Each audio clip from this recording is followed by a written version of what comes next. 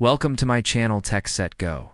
Now that we've explored the leaks, the design changes, and what Insta360 might be doing differently with the GO4, it's time to look at the bigger picture.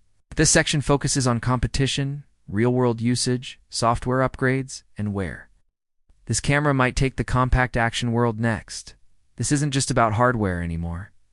It's about how the Insta360 GO4 fits into a much larger and much faster-moving world of content creation. Let's start with the competition. Right now, the compact action camera space is heating up fast. DJI has been moving aggressively. The Osmo Pocket 3 was a big leap in its category, but the bigger surprise came with the DJI Osmo Action for Anna.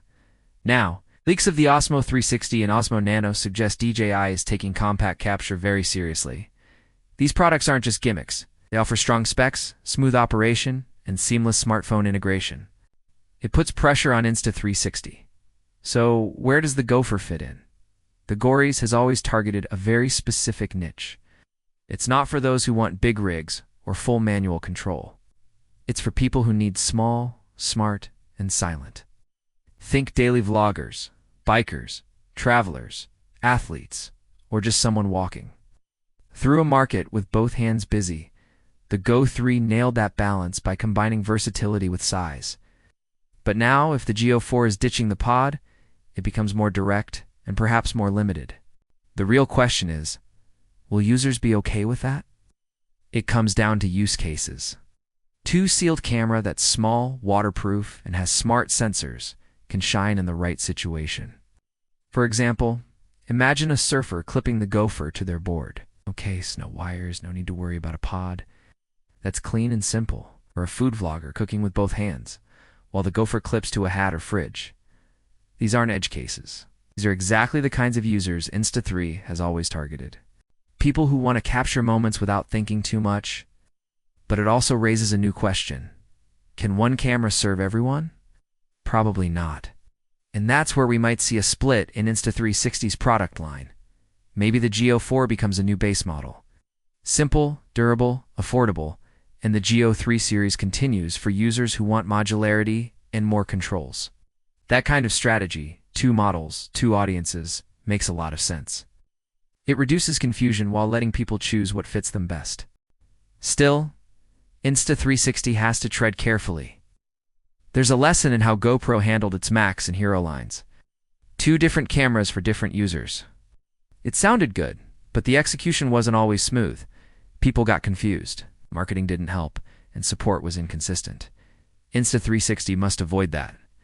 Clear messaging, clear names, clear positioning, that's how you win. Now let's talk about software, because no matter how good the hardware is, it's only half the story. Insta3 has always leaned heavily into post-production tools. Their mobile app is good, but not perfect. It offers reframing, editing, effects, and stabilization. But with the Go 3S, many users complained that the editing tools were clunky. Keyframing was slow, exporting could be buggy, and worst of all, it felt like the app didn't always get updated quickly enough. If Insta3 wants the Gopher to be a hit, it can't just upgrade the camera. It has to upgrade the experience. Imagine shooting a clip, tapping your phone, and having a short video ready in 10 seconds. No fuss, no timeline scrubbing. That's where this market is going.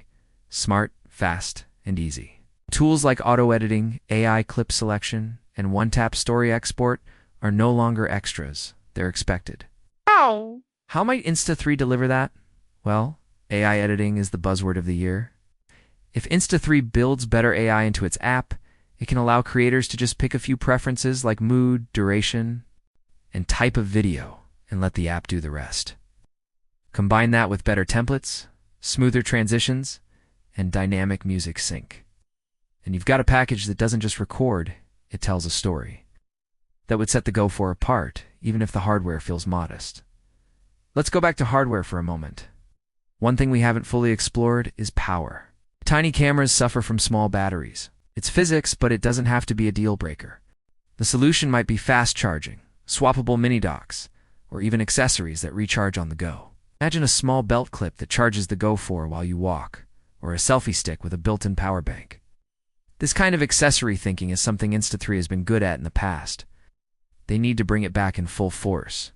And what about audio? We touched on it before, but it deserves more attention. In real-world use, audio can make or break a video. It doesn't matter how crisp your 2.7K footage looks if your voice sounds like wind and static. A tiny front-facing mic could be a big help, but even better would be smart audio profiles. For example, a vlog mode that boosts voice, filters wind, and compresses background noise, or an ambient mode that captures the full soundscape.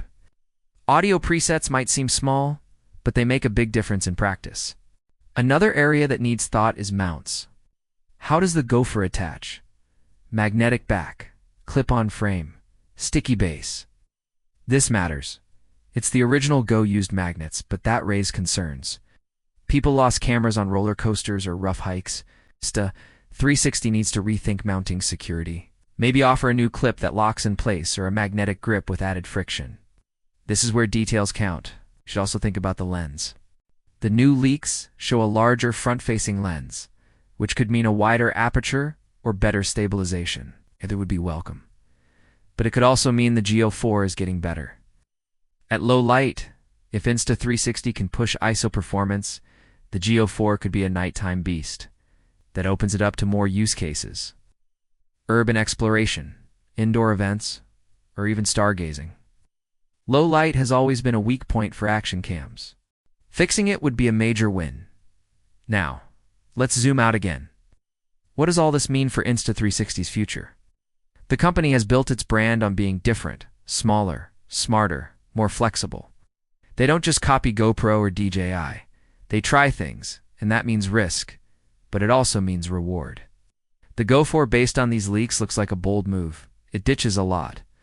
It simplifies a lot of PO, but it also tries to solve real-world problems. That's what makes it exciting. At the same time, this move must be matched with smart pricing. The GO4 costs more than the GO3. Without offering more flexibility, it could backfire. The sealed body makes sense only if it comes at a lower price. Think of it as the iPhone 6 of action cam. Simple, powerful, and affordable. If Insta360 can hit the right price, they can win a new group of users who don't want to spend hours editing or swapping pods.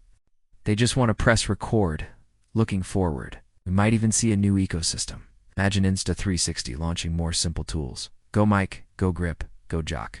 Each one small, smart, and tightly integrated.